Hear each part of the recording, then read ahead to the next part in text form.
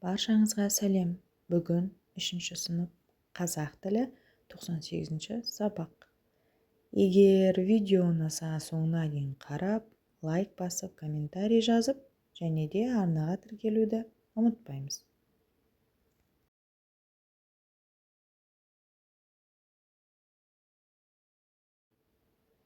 Елу алтыншы жаттығу мәтінді тыңдап. Атан түйе шөккен жер. Жасы 80-ге тақаған кезінде Райымбек батыр еліне: "Мені ана тұрған ақ атанға мінгізіп, көштің басын хан-тәңірге бұрыңдар. Ақ атан шөккен жерге елді қоныстандырыңдар" депті.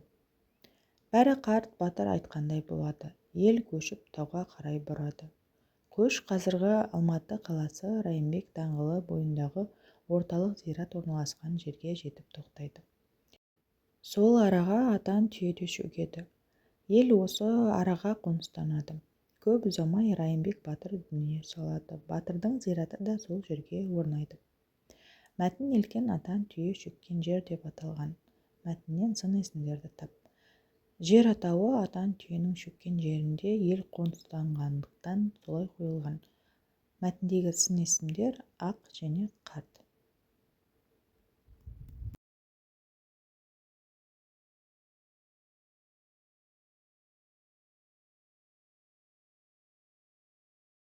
Келесі 57-ші жаттығу. Мақалдардың ішінен мәтін мазмұнына сәйкес келетінін тауып жаз.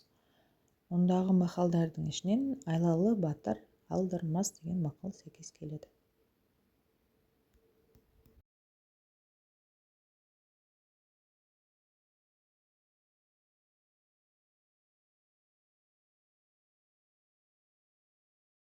Келесі 58-ші жаттығу. Кестені толтыр. Адамға тән қасиеттер. Біріншісі жағымды, екінші жағымсыз. Жағымды қасиеттер: қайырымды, мейірімді, адал, әділ, қамқор, шыншыл, еңбекқор. Ал жағымсыз қасиеттер: қатыгез, өтірікші, сараң, жалқау, әділетсіз, зұлым және өр көкірек.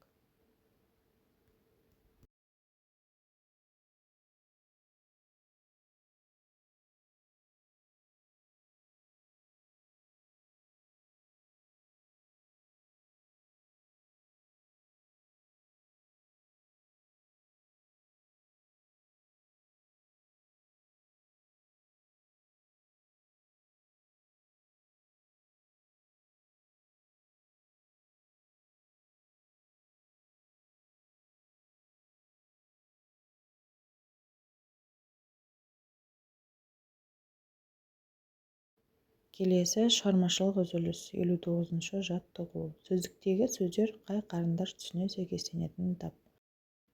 Сонан соң оларды тіркестіріп жаз.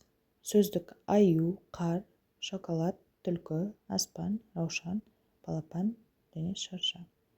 Бізде 6 түрлі түсті қарындаштар берілген. Енді осы түстерге сәйкестендіріп сөздерді бір-бірімен тіркестірейік. Қоңыр аю, қоңыр шоколад, ақ қар, қызыл раушан, көк аспан, сары балапан, жасыл шырша.